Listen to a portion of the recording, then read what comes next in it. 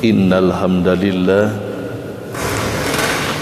nahmaduhu wa nasta'inuhu wa nastaghfiruh wa na'udzu billahi min syururi anfusina wa sayyiati a'malina may yahdihillahu fala mudhillalah wa may yudlil fala hadiyalah. Asyhadu an la ilaha illallah wahdahu la syarikalah wa asyhadu anna Muhammadan abduhu wa rasuluh. Ya ayyuhalladzina amanu taqullaha haqqa tuqatih wa la tamutunna illa wa antum muslimun. Subhanaka la ilma lana illa ma 'allamtana innaka antal alimul hakim. Amma ba'd. Allahumma bika asbahna wa bika amsayna wa bika nahya wa bika namut wa ilaikan nusyur. Raditu billahi rabba wa bil islami dina wa bi Muhammadin sallallahu alaihi wasallam nabiyya. Allahumma inna nas'aluka ilman nafi'an wa rizqan thayyiban wa amalan mutaqabbalan. Sadaya puji kagungan Allah Rabbul Izzati, Zat nu maha welas nu maha asih tur maha suci.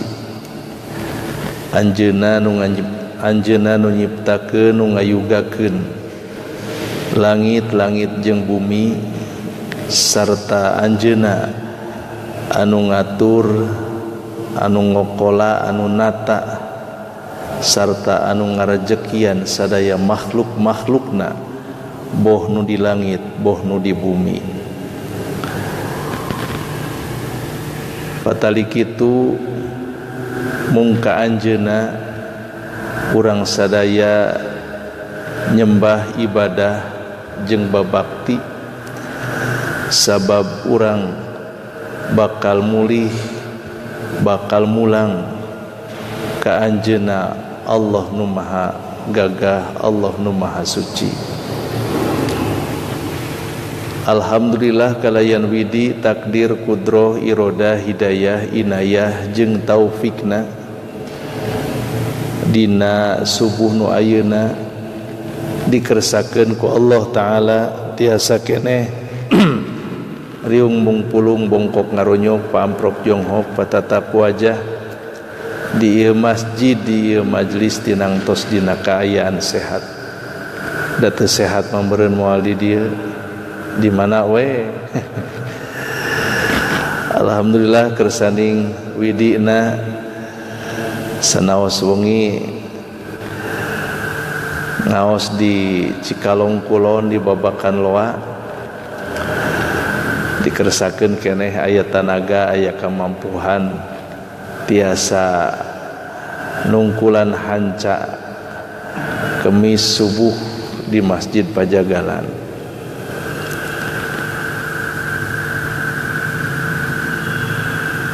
Insyaallah dina danget nu ayeuna urang sami-sami regepkeun, urang sami-sami bandungan perkawis hambalan din, hambalan tingkatan din agama din teh. Upami ku bahasa Indonesia mah tingkat keberagamaan gitu. Jadi sing saha wae anu ngagem Islam saur Syekh Solih bin Fauzan Al-Fauzan hafizahullahu ta'ala aya tilu tingkatan, aya tilu makom, aya tilu hambalan. Sanes hambalang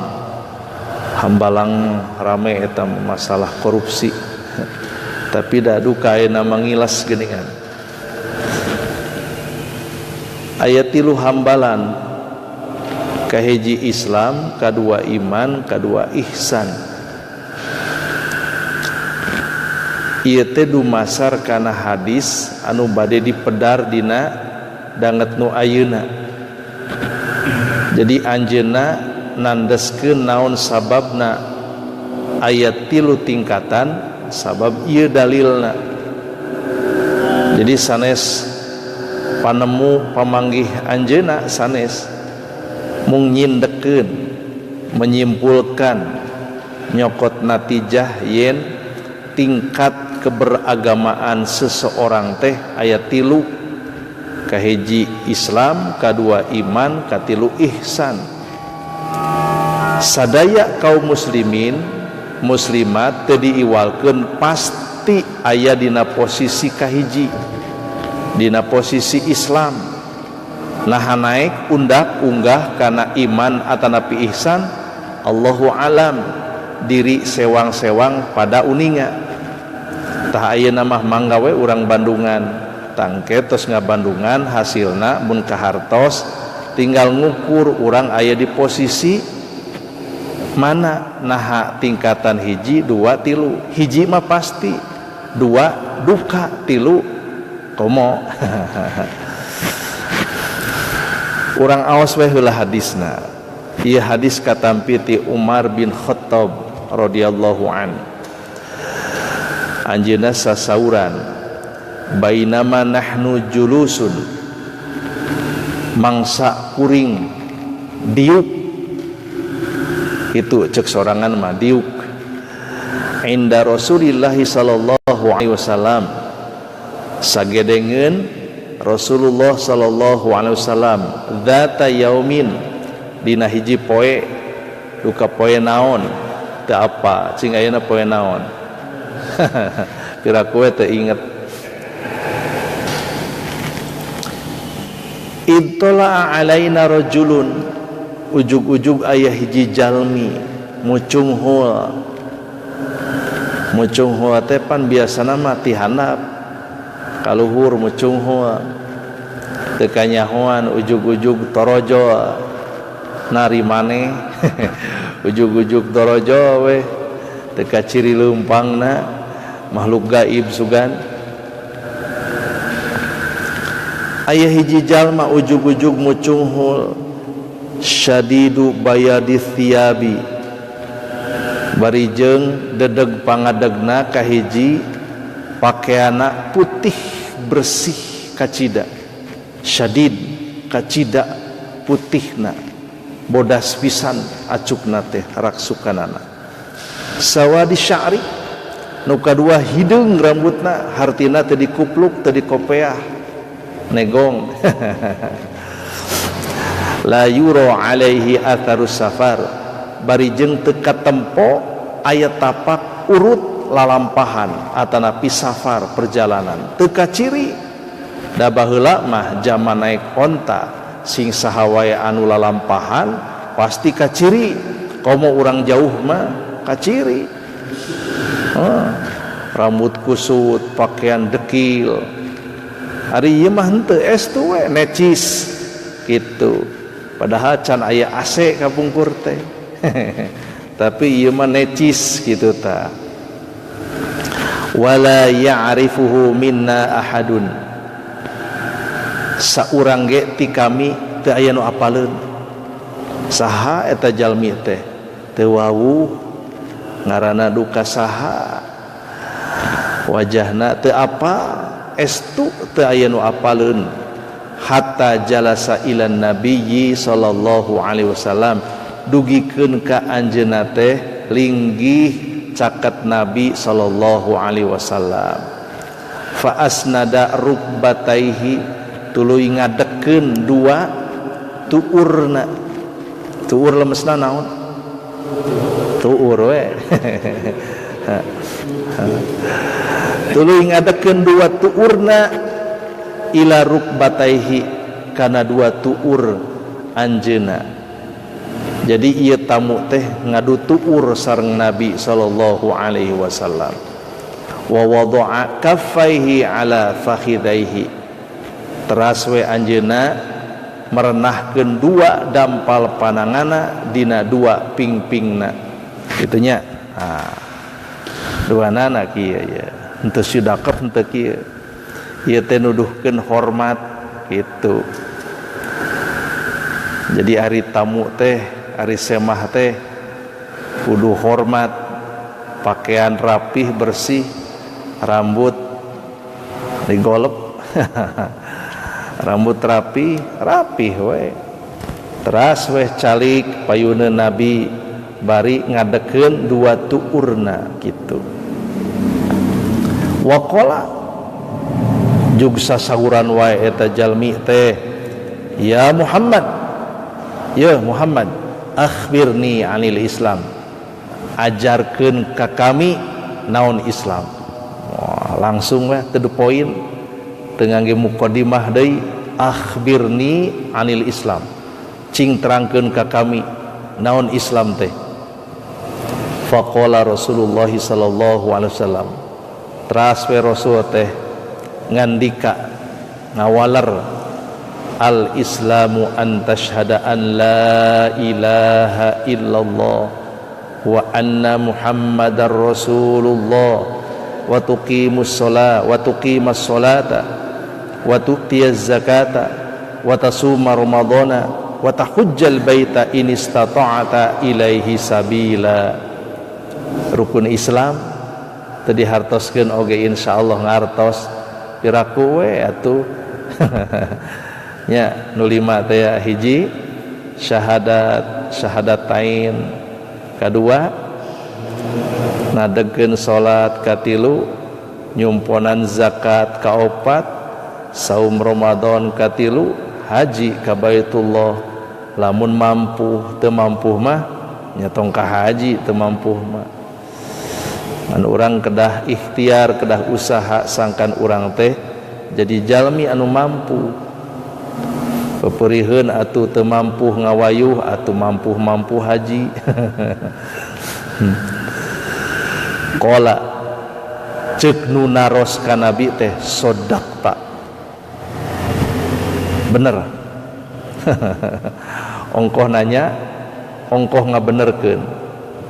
Fa'ajibna lahu, saur Umar bin Khattab radhiyallahu an, atuh puguh kami hemeng, kami heran kamanehna yas'aluhu wa yusaddiquhu, ongkoh nanya ongkoh ngabenerkeun. Kan biasana mah naros waktu dijawab oh kitunya, biasana mah kitu, ieu mah lain bener cenah. Hartina ieu jelema teh ngarti, padahal patalijeng Islam harita teu aya nu ngarti iwati ka hiji nabi, kadua para sahabat. Sok saha anu ngarti ngeunaan Islam ari sanes nabi sareng sahabat menyebut teu aya. Nu mawi pantes lamun Umar bin Khattab ngaraos heran ieu jelema teh teu wawuh ginding pan kitu, tuluy nanya ka nabi, duka punten heula ka para sahabat teh duka henteu, ujug-ujug caket we ka nabi. Geus kitu teh nanya ongkoh ngabenerkeun, bener sodaqta, muncul urang mah hade jawaban teh. Lah cenah ieu heran ongkoh nanya ongkoh ngabenerkeun kitu saur Umar bin Khattab. Qala sugan terek ngeusan tuluy teh nanya deui, fa akhbirni anil iman, cing terangkeun ka kaula naon ari iman teh. Lajeng ku nabi diwalar, antu'mina billah, iman ka Allah, wa malaikatihi, iman ka malaikatna, malaikat teh jamak, lamun hiji mah malak nya, ngan di urang mah malaikat teh hiji. Iman ka malaikatna, wa kutubihi, iman kana kitab-kitabna. Jadi iman teh sanes kana Quran hungkul, iman teh kana kitab-kitab Allah, kana Taurat, kana Zabur, kana Injil, kan tenan Al-Quran mah oge suhuf ti payun geuningan aya suhuf Ibrahim, aya suhuf Musa. Urang teh wajib iman, iman kana naonna, kana ayana, yen eta kitab teh kitab Allah, yen kantos dilungsurkeun ka nabi pilihan anjeunna. Patali eusi mah teu kedah da eta matos kalangkung eusina mah cukup we urang teh iman kana Al-Qur'an. Sabab dina Al-Qur'an aya ayat-ayat anu oge kaunggal dina kitab-kitab Allah samemehna. Ngartos nyabunya gitu. Jadi teu kedah urang teh ngotek tak neangan ka ditu ka toko buku bade naon Bu? Milari Zabur. Cek tukang buku teh Bu, milari Zabur mah teu kedah di dieu ka mana? Ka ditu we ka pasar. Eta mah Jabur atuh. Warusulihi iman ka para rasulna, wal yaumil akhiri iman kana poe akhir, wa tu'mina bil qadari khairihi wa syarihi iman kana takdirna, kana kadarna nu hadena nu awona. Saban jalmi pasti boga takdir alus jeung takdir goreng. Aya hiji jalma ditolak ku awewe, ngalamar ditolak ku awewe, kira-kira kumaha? Nah, takdir gorengna keun we. Tapi urang kudu bisa ngupahan. Saur Ustaz Dudi Mutakin ge cenah lamun urang salaku lalaki ngalamar hiji awewe, tuluy eta awewe teh nolak lamaran urang, sing sabar. Naha nu untung mah urang. Naha nu untung urang? Sabab urang geus leungit jelema anu teu cinta ka urang. Teu. Ngupahan maneh mah kumaha we carana mah atuh. Ditolak ku awewe, hibur diri urang, alhamdulillah. Nya jelema urang geus leungit jelema nu teu suka ka urang. Tapi nu rugi mah manehna. Naha? Sabab manehna geus leungit jalma anu cinta ka manehna. Kumaha we ngahibur mah nya Bu? Padahal mah teu payu. Untung teu dihina oge ku batur, da maneh mah atuh da kahayangna luhur teuing, cing atuh ngaca, cing atuh ngeunteung, leuheung keneh ieu mah. Aya deui nu ngomong teh seuseuh beungeut. Eta mah geus ngahina. Jadi urang kudu iman kana takdir alusna, kana takdir nu awona, tarimakeun. Aya sehat, aya teu damang nya Bu. Alhamdulillah waktos ngaos ka Bogor Timur dinten Kemis malam Jumaah wangso teh di bahanan cau saturuy. Wah mangkaning halade teh cau Ambon ngan pribados mah taraneda cau Ambon sok nyeri kana lambut. Hari tage kantos tah ngaos di Cianjur, sami di Cianjur eta cau kabita.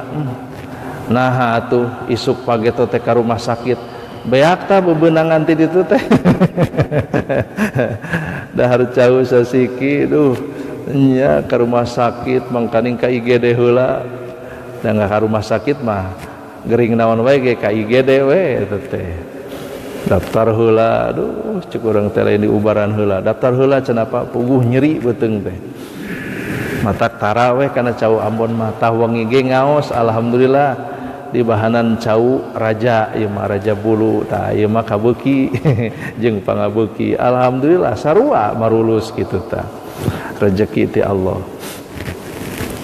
Qala cek eta jelema teh, jelema we heula ayeuna mah. Da tadi ge dijelaskeun teh rajulun, dedeg pangadeg nama jelema. Bener, sodakta. Qala fa akhbirni 'anil ihsan. Naros deui ka Rasulullah teh, cing ari ihsan naon terangkeun ka kami. Qala anta abudallaha ka'annaka tarahu. Wala Rasulullah anjeun nyembah ibadah ka Allah saolah-olah anjeun ningali nempo anjeunna, saolah-olah. Ulah dihartikeun urang kudu ngagambarkeun Allah siga kumaha sanes. Saolah-olah urang ningali Allah.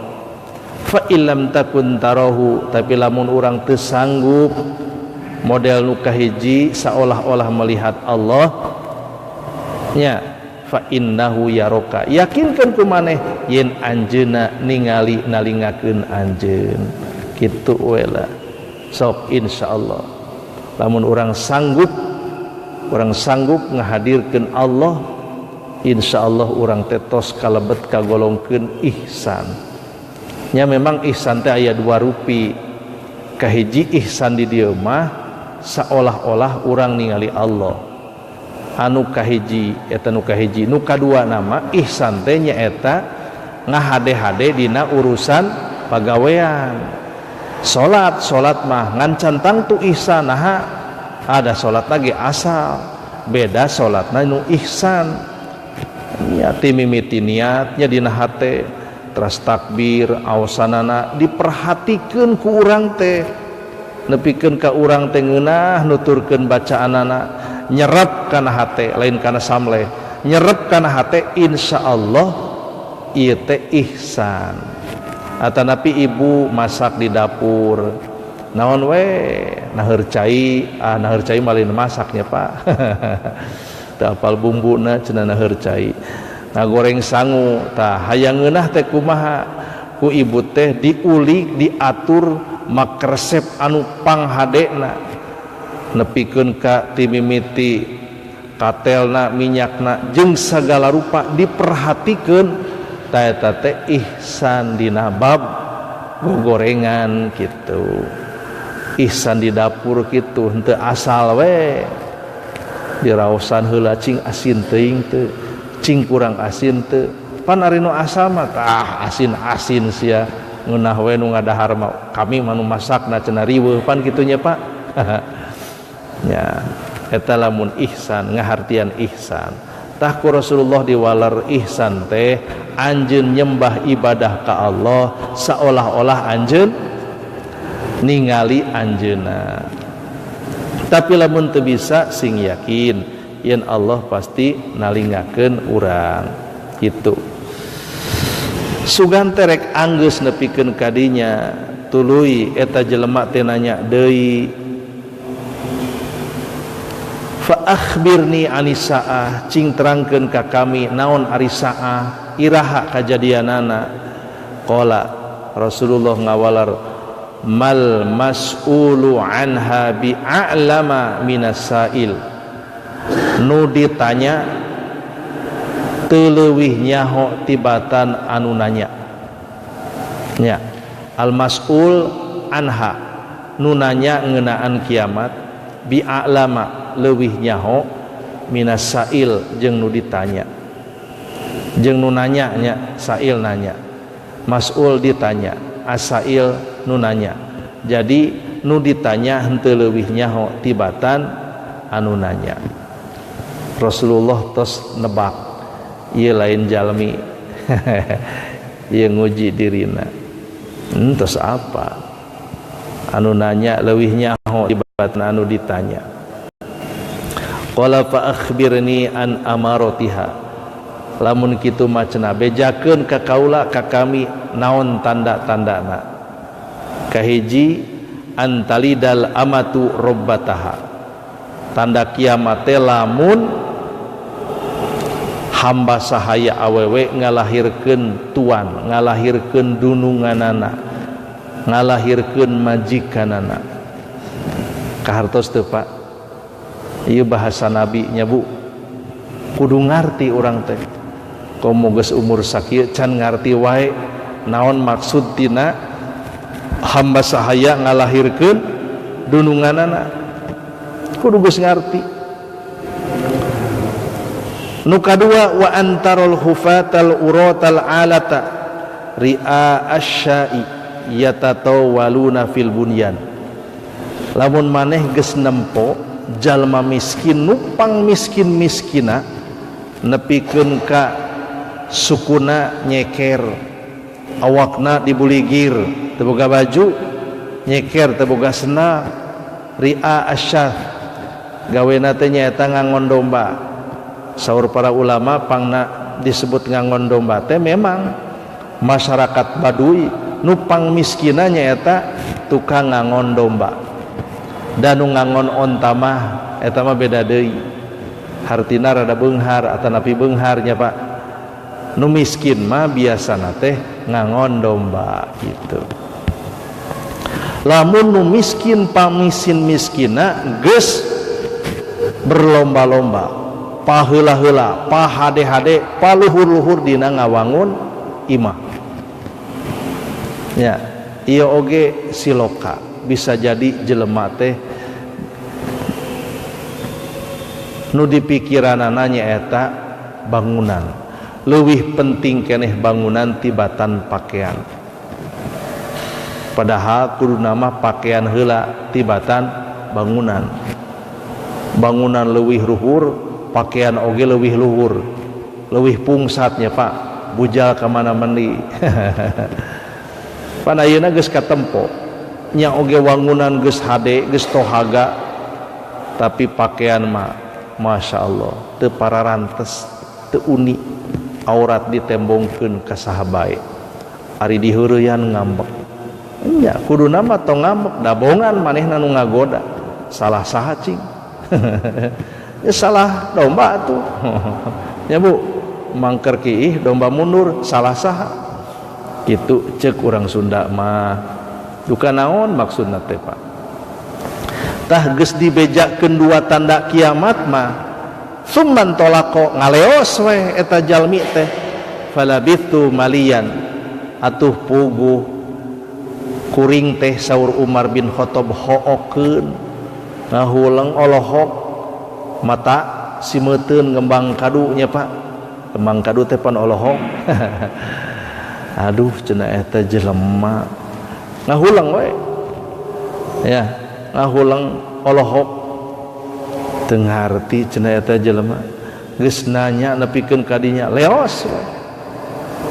Summa qala ya Umar, saur Nabi teh ya Umar, atadri manisail, apal teu tadi saha anu nanya urang, nu nanya ka kami apa teu saha eta? Faqultu Allahu wa rasuluhu a'lam, Allah jeung Rasulna lu langkung uninga.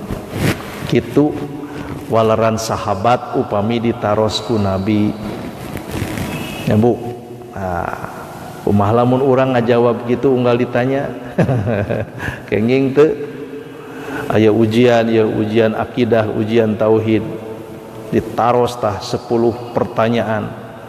Ti hiji nepikeun ka 10. Santri ngajawab Allahu wa rasuluhu a'lam. Qala Rasulullah ngandika fa innahu Jibril, ya nabi teh Jibril Umar, atakum datang ka maraneh, yu'allimukum ngajarkeun maraneh, dinakum agama maraneh. Nya saur Syekh Solih maksudna mah ngajarkeun tingkatan hambalan makom agama. Jadi saban umat Islam bakal aya dina 3 tingkatan, naha Islam, naha iman, naha ihsan. Gitu. Panghandapna Islam sing saha wae anu geus ngedalkeun syahadat asyhadu an la ilaha illallah wa asyhadu anna muhammadar rasulullah, haram getihna, haram kahormatanana, haram hartana. Tuh nu geus ngedalkeun 2 kalimah syahadat. Rasulullah kantos negor sahabat, nah cenah make jeung dipaehan eta jelema. Rasulullah eta mah syahadatna palsu, ti mana maneh apal palsu teu meunang. Sing saha wae aya jelema anu ngedalkeun asyhadu an la ilaha illallah wa asyhadu anna muhammadar rasulullah, haramun damuhu wa irduhu wa maluhu, teu meunang diganggu nu 3 perkara eta. Getihna sadami, kahormatanana najan saeutik ukur RT atadapi naon wae nya Bu, tah teu kenging diganggu, manehna geus dijaga diriksa kunaon, ku agama nyaeta Islam. Tuh sing saha anu asup Islam dijaga manehna, insyaallah dijaga tong hariwang. Tapi lamun teu boga agama siga komunis hampura eta mah moal dijaga. moal dijaga gitu. Duh lamun tos ngabahas komunis teh ateu ya. Tapi kan we urang tahannya kedah sabar ya. Sabar ya. Ateu teh. Tah kitu diuningakeun ku Imam Muslim ngeunaan lalampahan hiji jalma nepangan Nabi sallallahu alaihi wasallam tuluy naroskeun Islam, ihsan sareng iman sareng ihsan. Ta ieu teh saur Syekh Sholih mah 3 tingkatan agama.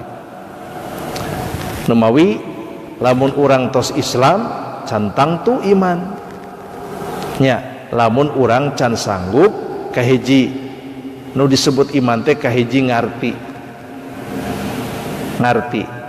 atanapi nu kadu anu kahiji mah nyaeta apa rukun iman. Jadi lamun urang ditaros cing maneh iman lain, iman sok terangkeun naon iman teh teu bisa nerangkeun, can iman ilmu nawe can katepi komo ngamalkeunana pan kitu teu kenging. Dina Al-Qur'an qalatil a'rabu amanna, cek urang Arab Badawi teh kami geus iman. Kul bejakeun ku anjeun Muhammad, kami mah lam tu'minu walakin qulu aslamna, teu meunang kami geus iman tapi nyebutkeun kami geus Islam. Itu jadi jelema disebut iman mah lamun geus ngarti ilmuna, lamun kakarak ngalakonan ngajalankeun rukun Islam nya karek Islam. Itu minimal 5 weh tos Islam.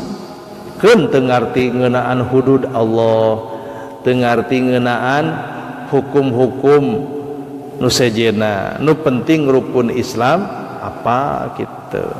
Terus apa can prak-prakan ibadah haji, ibadah umroh atuh teu acan ngalakonan haji jeung umroh ge apal-apal manasik Rasulullah kumaha, iraha angkatna, iraha tungtungna, jeung naon wae istilah-istilahna kudu apal. Tayata panginten jadi mudah-mudahan urang sadaya kagolongkeun jalmi aya dina tingkatan pangluhurna nyaeta ihsan. Taina mah urang terangkeun make syarah Imam Ibnu Daqiq. Ari Daqiq teh cenah tipung hartina. Pangna anjeunna katelah Ibnu Daqiq teh harita keur pidato keur khutbah kusabab lebaran teu gaduh tipung di imahna. Cek bojona teh Kang teu boga tipung teu boga tarigu jadi moal popolah lebaran ayeuna mah reuwas salaki dikitukeun teh Bu, alah cenah kumaha ieu si mamah moal popolah. Nah atuh eta pikiran teh kabawa nepikeun ka ngadeg dina luhureun podium, atuh manehna teh lain nerangkeun masalah urusan agama kalahkah nerangkeun naon ari tipung. Nah nyaho maneh tipung gitu. Jadi katalah Ibnu Daqiq cenah gitu, Allahu a'lam. Keun lah tong dibahas eta mangaran mah nya Pak sapertos Abu Hurairah. Mung anjeunna tetela pinter kahiji saur anjeunna kieu aya sababaraha istinbat, aya sababaraha kacinekan tina hadis anu nembe dideres nya, dideres hadis anu nembe lumayan rada panjangnya Pak Bu, rada panjang engke urang cobian nu leuwih panjang hadisna. Saur anjeunna saur Imam Ibnu Daqiq ieu hadis teh kahiji minangka dalil yen urang teh kudu rapih dina papakean lamun bade mendakan ulama, fudola, raja, pamimpin, pokona mah sahawe kantenan bade patepang paamprok sareng Nabi zaman harita mah cing atuh sing sopan saeutik itu. Abdi ge kantos kapungkur masihan kritik ka jamaah Persis cing atuh ari rek mendakan Ustad Aceng masalaku imam salaku ketua umum cing pake atuh sing rada merenah manya disarwakeun reka ulin ka mana gitu ngambak dikitukeun teh nya. Naon sababna panginten teu acan ngadares ieu hadis. Malaikat wae makhluk Allah anu luar biasa hormat ka Nabi mah anggeana bersih, rambutna rapi, teu kuleuheu, dekil, komo bau awak mah rapih lamun bade mendakan pimpinan, bade mendakan ulama. Lain rek manggihan kabogoh ka karak sagala diterapkeun. awak ge seungit na ge wah nya Bu. Padahal kedah nama upami bade nepangan ajengan kiai ustad guru jeung sagala rupa urang teh kudu dina kaayaan rapih bersih gitu pan raos tah nu dianjangan ge saha ieu jelema teh meni rapih kieu aya tungtungna teh ek nganyuk acenah goreng tungtungna keun bae nu penting mah urang salaku semah kudu ngahormat ka sahibul bait ulah sangeunahna mendakan kiai sangeunahna dikaosang-sang dikokolor teu pararantes memang teu dicarek nya Pak teu dicarek ngan ieu contoh gitu tah contohan ieu tingali teu samata-mata Allah ngutus Jibril ka Nabi Muhammad lamun Allah teu ngajarkeun hiji perkara tah cenah bieu teh Jibril geus ngajarkeun agama sanes wae ngeunaan Islam sanes wae ngeunaan iman sanes wae ngeunaan ihsan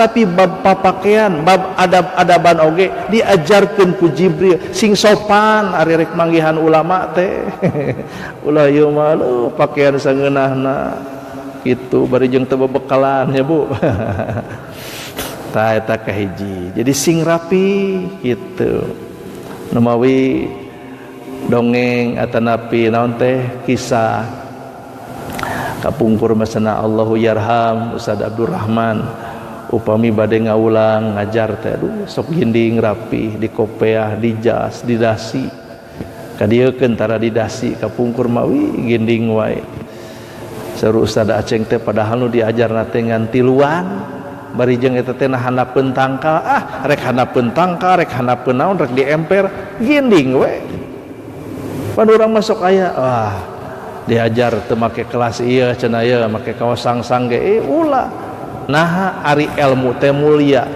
Allah bakal ngangkat derajat jalma nu boga ilmu nya jadi ulah pakaian teh sangeunahna me gaul nya tapi da anger atuh Jibril wae nyontohan rapih tah urang ge sami bade jadi mustami bade jadi narasumber ari narasumber mah geus puguh kudu rapih kudu ginding luyu jeung adat gitu nya piraku abi ayeuna di dieu make gamis make jubah gitu kita saha cenah eta teh ai pakaian Arab cenah ari irung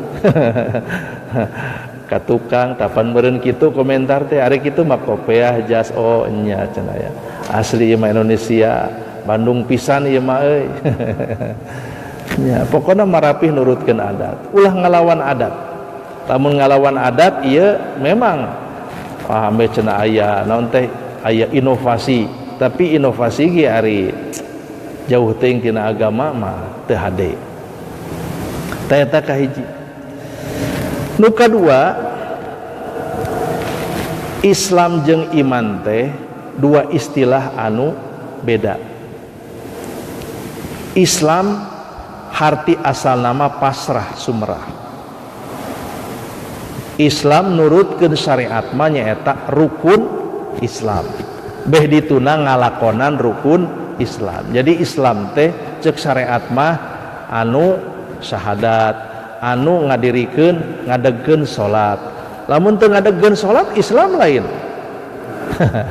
lain ngan paling teu sampurna Islamna sabab manehna sok ngedalkeun syahadat gitu nya da geuningan subandrio oge baheula di kopeah di jas ginding apa manehna teh tokoh komunis langsung cek hakim teh pinter ieu hakimna kamu Islam iya saya Islam cenah kitu oh di kopeah leko tadi subuh salat tuh salat sabaraha rakaat 4 wah kaciri ieu mah palsu na teh hayang disebut Islam aya ditanya salat subuh sabaraha rakaat 4 rakaat wah ieu mah hebat ieu awahing ku sumanget ieu mah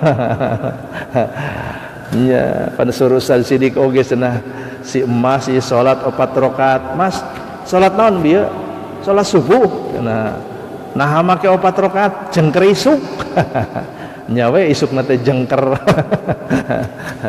tah eta ya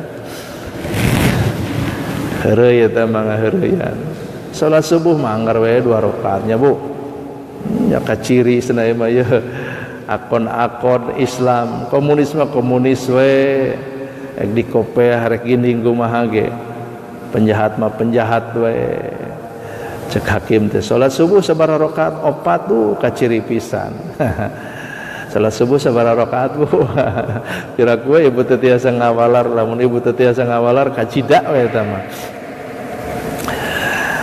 Nah, jadi Islam teh sareng iman mibanda harti anu khusus anu mandiri. Oge dijelaskeun yen naon sababna guru-guru urang kapungkur sok nyebat kieu. Islam mah cantang tu iman, tapi iman mah pasti Islam. Naik deui. Iman mah cantang tu ihsan, tapi ihsan mah geus tangtu iman.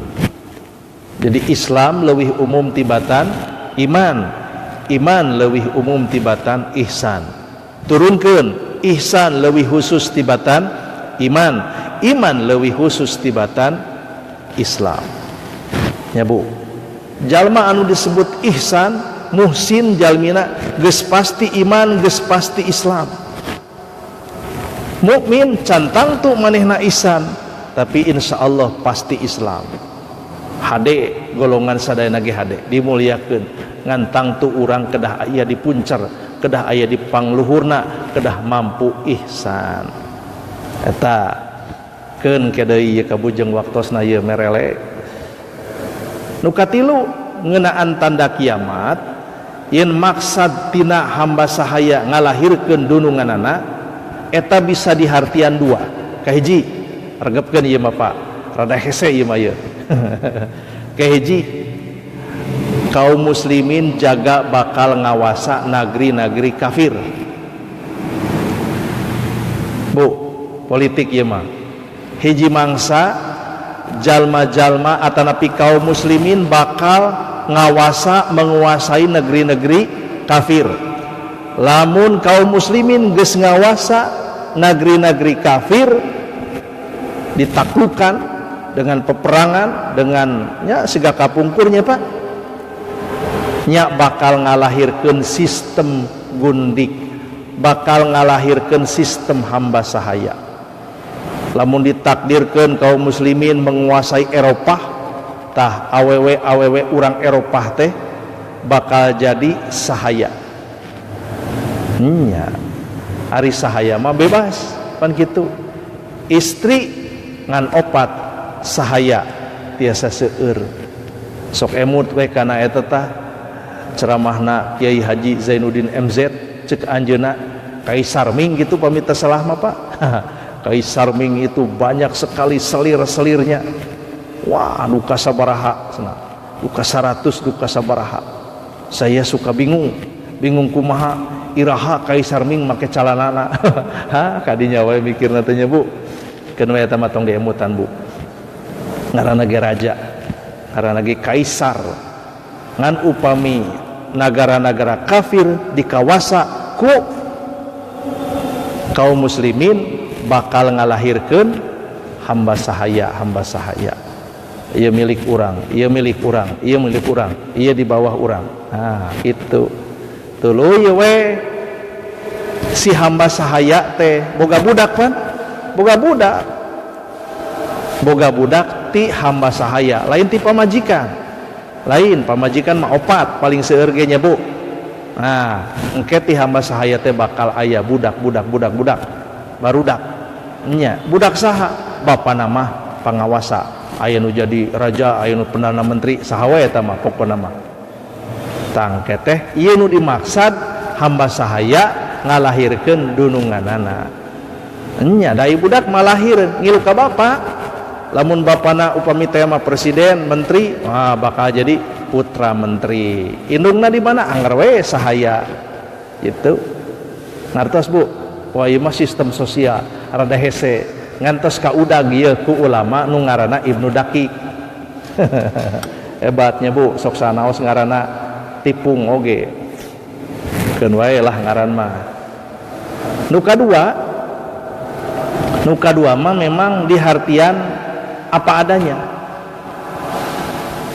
lamun kondisi hiji nagara, hiji kampung, hiji lembur geus kacau.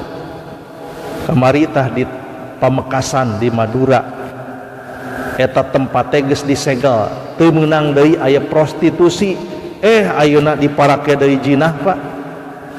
Nya bari jeung dinu kitu mah pan sok aya es cendol di kalapaan teh nya Pak, guna genol bapaan nya tu kasaha bapana teh bro lahir piceun budak teh pulung ku batur tah pabulit indung bapana pabulit hiji mangsa mah lamun situasi geus model kieu budak teu nyahoeun yen manehna teh jinah jeung indungna teu apaleun. Beda jeung ngahajakeun jinah jeung indungna eta mah bedanya Bu, aya kasusna. Tapi ieu mah estu malahan mah dibayar, dibeli. Terus cenah maneh ieu jeung babaturan urang teu nyahoeun eta teh indungna. Tah lamun geus kondisi kitu ieu teh tanda alamat kiamat. Cing mending nu mana? Mending nu kahiji mending kadua. Pokona mah da sieun ari tos ngabahas kiamat teh nya Bu, da aku mah apa atuh. Nya nu mawi ayeuna mah insyaallah ngalenyepan ilmu kieu oge insyaallah. Alhamdulillah aya jalmi nu ngarti urang masa ukur maca nya Pak. Tah kitu. Teraskeun ulah Bu. Ulahnya cekap sakitu we lah. Engke sesana mah abot ieu mah ieu pedaran teh. Abot mohon abot teu abot kumaha atuh. Tanda kiamat cobi. Tanda kiamat diterangkeun ku Nabi ngan dua. Kahiji lamun hamba sahaya awewe ngalahirkeun dununganana, melahirkan tuannya. Nya di pasihan syarah disurahan ku Imam Ibnu Daqiq, ulama baheula hebat luar biasa. Cek anjeuna bisa dihartian kudua kaayaan. Kahiji dan memang pandina hadis nu sanes ge tanda kiamat teh lamun kaum muslimin geus menguasai orang-orang kafir. Ari ayeuna mah pan orang-orang kafir keneh nu menguasai urang teh. Jadi milih nu mana nya? Sigana mah urang milih nu ieu we cenah mending dikawasa ku urang kafir, ame jauh keneh kiamat. Sabab lamun kaum muslimin ayeuna geus menguasai ngawasa jalma kafir berarti geus deukeut kana kiamat tuh da mikirna ka dinya wae. Dan moal anu apa ngan ieu mah diantawis tanda-tanda leutikna lamun kaum muslimin geus ngawasa jalma kafir. Persis nalika Nabi sallallahu alaihi wasallam jeung para sahabat ngawasa sababaraha suku seler ngawasa sababaraha etnis jeung sajabana. Tah lamun geus kitu mah ieu teh tanda kiamat. Nu kahiji, nu kaduana ieu mah geus perzinahan geus merajalela. Siga zaman ayeuna ieu teh tanda-tanda kiamat. Zina loba jelema gareulis tapi hargana murahnya Pak. Tah wengi oge wengi wangsul ti ditu ti Cikalong Kulon Bu, ti Babakan Loa. Di Cipatat teh pan ngarayap mobil teh lalaunan. Da loba awewe nu kitu mah Bu. Geuningan apa? Geuningan kaciri nu kitu mah normal. Cik teh Gusti astagfirullah eta di sisi jalan teh geuningan ping-pingna ka mana karep Bu. Eueuh eta ditingali kumaha teh ditingali. Katingalinya Bu. Tah kitu rupina mah insyaallah engke sapotong deui urang pedar. Kemis nu bakal datang mugi-mugi Allah Subhanahu wa taala manjangkeun yuswa urang oge ngajembarkeun pangarti urang sadaya. Insyaallah lamun jembar pangarti loba pangabisa insyaallah jelema nu boga ilmu mah bakal dihormat. Ayeuna mah nu pokona kieu we urang teh kudu ngahormat guru urang, ulama urang nya. Lamun mendakan ulama teh sing rapih pakaian teh. Jibril wae malaikat ngadadak rapih Pak. Pira ku urang itu sing rapih ulah ieu mah make calana sangeunahna kieu dikokolor kaosang-sang tad amana tad aduh nya jelema teh nya disarwakeun lain ustad hayang dihormat ngan adab-adaban dina Islam hormat guru anjeun, akrim ustadzaka di ditu ge di pasantren oge hormat guru anjeun, lain dihormat kieu siga tentara tapi lamun rek ngahajeun nepangan nya Bu pakaian sing rapi ulah poho babawaan naon we atuh piraku teu jingjing teu bawa bahanan ustad teh mohon kantos abdi mah Bu sakali-kalina eta kantos teh aya tamu tah ngiring salat berjamaah di masjid. Nah tamu anjeunna teh kalaresan pan gaduh naon teh gaduh istri urang mutu manikah gitu reng saya salat subuh ujug-ujug ngeupulan ka abdi teh Ustad lumayan ini buat rokok nyebut nanti rokok ditampi we gitu teh alhamdulillah hari teh duka tahun sabaraha 50.000 alhamdulillah ngan sakali-kalina tara aya deui Bu nu kitu teh ari heug teh kabejakeun ka mana si bapak eta maot cenah ya Allah nu bagur matereh maot eta mah pengalaman ya Pak mohon teu menakan deui tah rupina mah eta diantawis adab-adaban urang kudu hormat ka guru teh mohon komo tos sepuh tos ieu hormat kitu ieu mah lain aduh taon ka mana tad ya insyaallah ngomong teh seungeunahna Gusti nu agung tah kitu Bapak Ibu sadaya hadirin hadirat hormatin simkuring nu tiasa kasanggakeun insyaallah engke urang keureuh deui mugi-mugi Allah Subhanahu wa taala nang tayungan urang sadaya kukituna bilih aya tutus langkung ke panghalang bobok sapanon carang sapakan mugi agung cukup lumur nada jembar pangampura cag sampeureun tunda alaeun urang pungkas wae ku doa Rabbana la tuzigh qulubana ba'da idh hadaitana wa hab lana min ladunka rahmah innaka antal wahhab Rabbana atina fid dunya hasanah wa fil akhirati hasanah wa qina adzabannar aqulu qouli hadza wa astaghfirullah li wa lakum wassalamu alaikum warahmatullahi wabarakatuh.